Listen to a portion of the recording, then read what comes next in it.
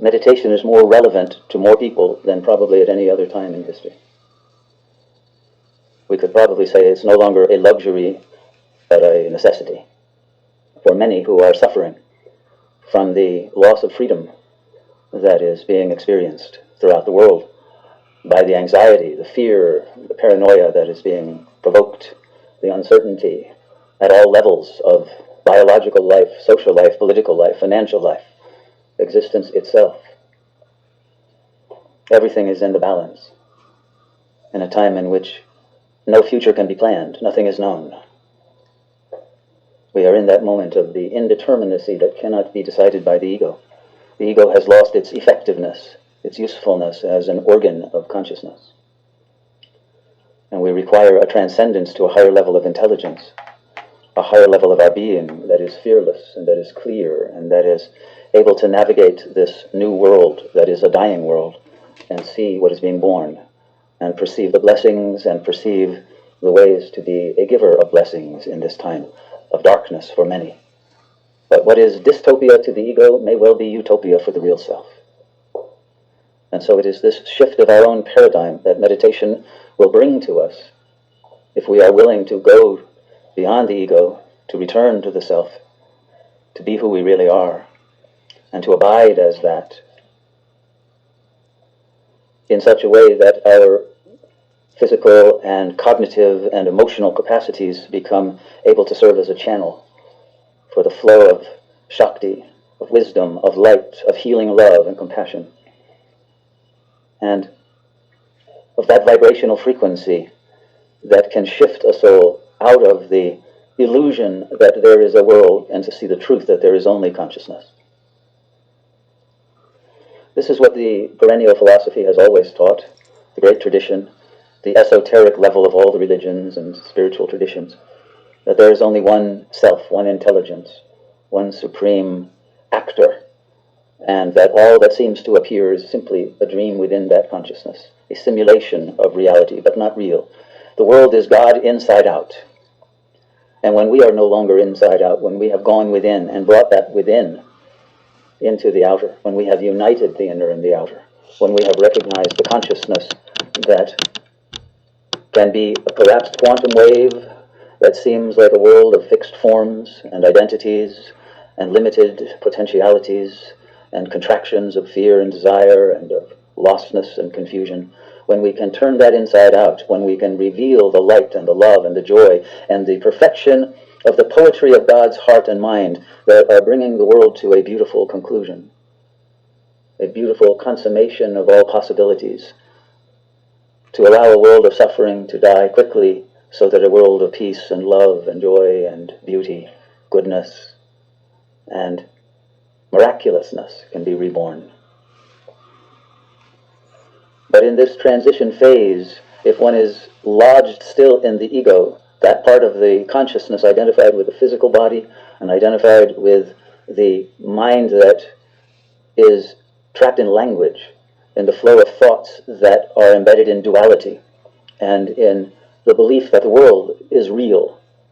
and not a simulation, not a dream in God's mind, that believes that we are in danger, that believes that we are in some kind of dire circumstances, then that mind will create paranoid vibrational frequencies that produce more negative karma, more suffering, more loss of freedom, more loss of the sattvic capacity to penetrate through the apparent to the real, and to enable a fearless encounter with the real, to bring us home to the God self,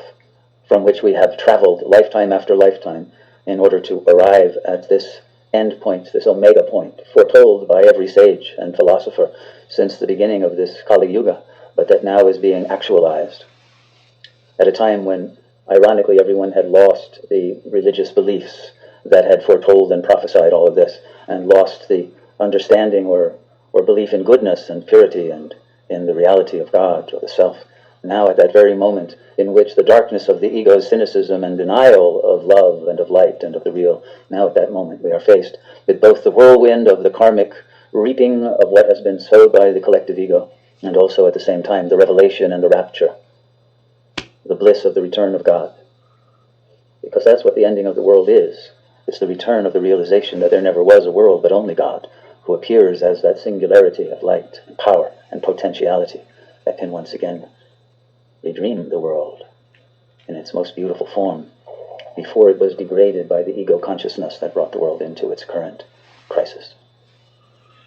So this is what has been called Nivritti Marga. There are two margas or pathways in traditional yoga or even in Eastern philosophy in general, the Pravritti Marga and the Nivritti Marga. The Pravritti is the outgoing, when the world is new and young and beautiful and open, and there are always new horizons of possibility. Then one wants to build, one wants to explore the outer, one wants to express one's creativity in the constructions that are possible for the mind and for form itself. But as the world returns, as the circle ends up, returning to its omega and alpha point, there is a need to withdraw from the outer, to return to the source from which we have come, and to refresh, to renew, to recharge the batteries that have become exhausted over lifetime after lifetime of proceeding in an externalized manner. But now the world is exhausted. The natural resources are exhausted, the political and social resources, and the world is literally shutting down. And the external possibilities and its horizons that could offer hope and progress and all the dreams that people used to take for granted that they could have fulfilled in life have now become an impossibility. It's very difficult for people who were indoctrinated to think that the world was their oyster and they could make all kinds of money and have everything that they desired if only they played the game properly, etc., and to find out that no, that's no longer the case. The rules have changed. Even in the media, you're now reading always about the new Great Reset, which means the end of the world as we knew it, the end of the conditions in which freedom was taken for granted, or even sanity for that matter,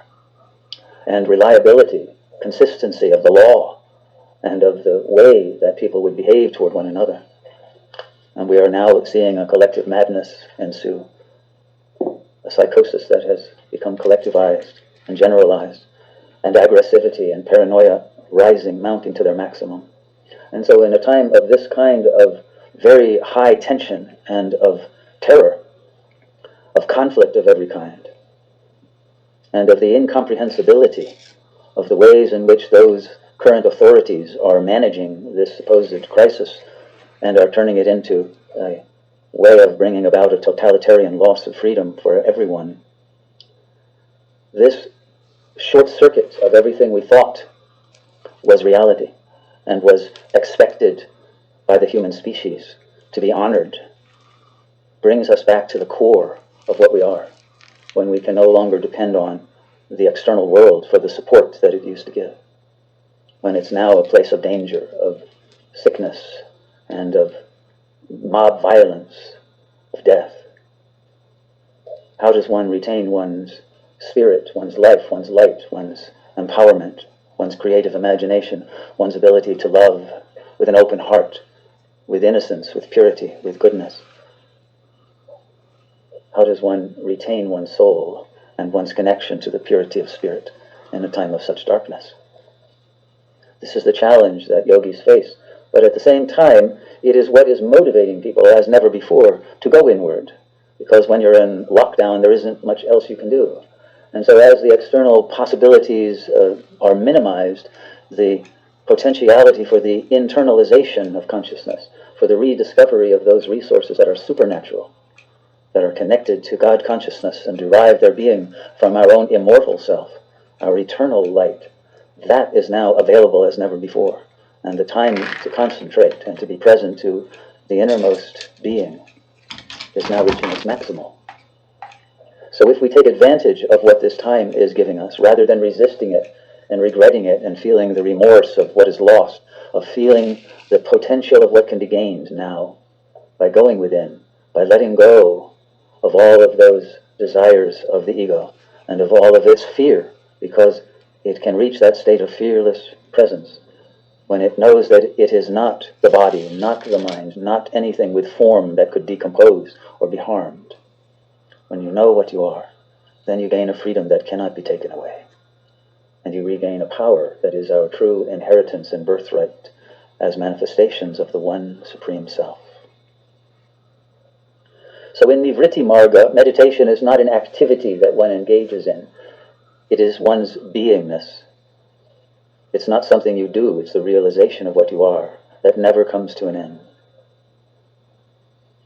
And it's this kind of meditation that is required now, a meditation that isn't interrupted by a return to the ego mind and its fears and confusions and lostness and its embeddedness in duality. We want to reach that place of the self that does not change, cannot be lost, and that is not dependent on any conditions.